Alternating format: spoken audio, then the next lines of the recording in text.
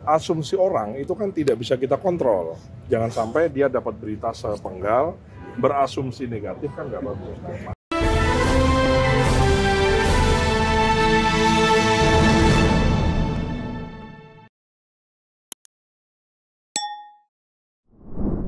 Kan kita ini sudah menuju ke swasembada, harga gabahnya bagus, petaninya senang gitu loh, ya kan. Sementara negara lain, ya kan, Filipina, Malaysia, Jepang itu sekarang lagi krisis beras. Sementara kita juga mengalami El Nino dan La Nina yang sama, tapi kita sekarang di posisi yang lebih aman, jauh lebih aman dibanding mereka. Itu kan satu hal yang positif yang secara komunikasi harus tersampaikan. Jangan sampai rakyat itu digiring oleh opini-opini yang narasi-narasi yang nggak benar gitu loh.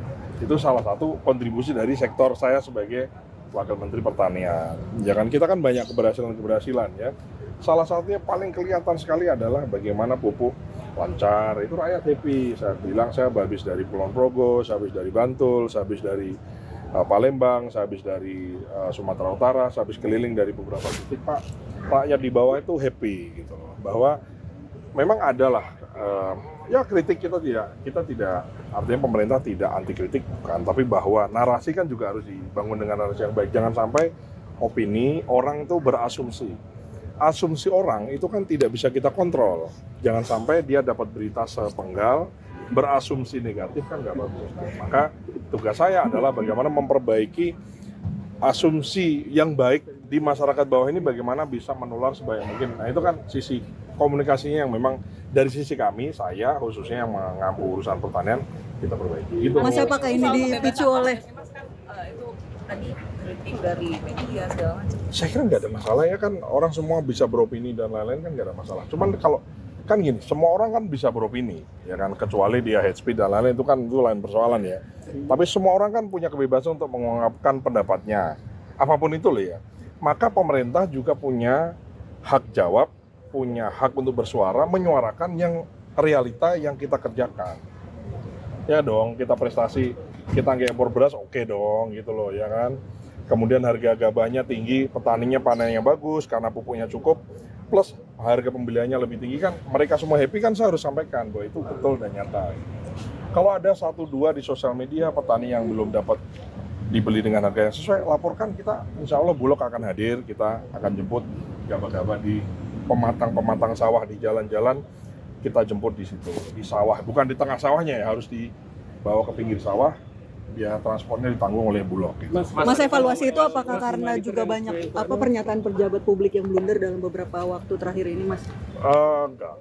Ya ini aja, masalah kita kan banyak ya, kalau Anda perhatikan kan dari mulai banyak lah, saya kira program-program yang pro rakyat ya, yang berpihak kepada rakyat ya, misalnya contoh THR untuk ojol. Selama sejarah ini ada ojol selama bertahun-tahun, kan baru ini ada bonus hari raya, diupayakan oleh pemerintah. Walaupun yang memberikan adalah perusahaan, tapi kan ada kehendak dan keinginan dari pemerintah. Dan itu kan perlu diapresiasi dong gitu loh, ya kan. Kemudian lagi-lagi kalau di bidang kami pupuk lancar, kemudian irigasi baik, benihnya oke, ya kan, kemudian panennya juga bagus. Alsintan kita lagi convert gitu ya, pelan-pelan kita dari yang tradisional pakai tangan kita bagaimana pakai mesin, dari pertanian oke, ya kan. Kemudian harga tiket diturunkan kan bagus ya. Hanya kita perlu, rakyat sudah merasakan ya, jangan sampai yang tidak merasakan merasa dia tidak mendapatkan perhatian, gitu aja. Terus arahan untuk perbaikan? Kurang maksimal minta dimaksimalkan, tapi ada nggak apa dibahas nggak komunikasi yang kontraproduktif dengan program-program pemerintah, misalnya statement yang bikin blunder yang akhirnya pemerintah diserang kayak gitu, ada dibahas? Ya enggak sih, kita perbaiki aja. Jadi kalau saya sih dari si porsi saya, Anda bisa lihat dari sosmed saya kan, kita tone-nya positif karena memang kita ada yang baik, kita sampaikan baiknya kan. Kalau yang nggak baik kita perbaiki kan gitu.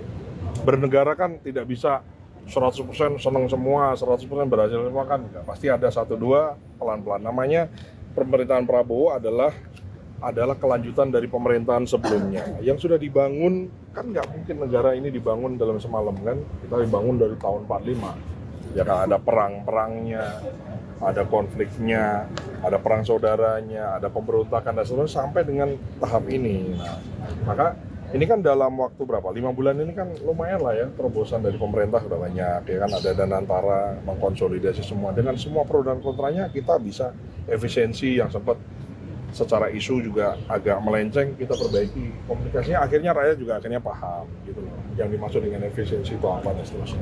Karena kan kadang-kadang orang itu kan takut dengan, jangan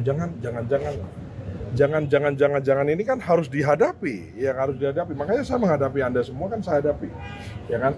RUU TNI misalnya ya kita hadapi, ya harus dihadapi kan. Apa yang mana? Akhirnya kan semua setelah dapat penjelasan, setelah mendapatkan sebuah penjelasan yang komplit, saya kira juga orang akhirnya juga paham gitu. Itu aja sih sebetulnya. Jadi kadang lagi rame, lagi hot, orang lagi pengen tahu, dia Uber orang, mungkin orangnya ya slip tang atau mungkin barangkali penjelasannya terpotong, potongannya di viralkan seterusnya. Saya kira dengan sosial media kan begitu ya, kadang tidak utuh gitu loh.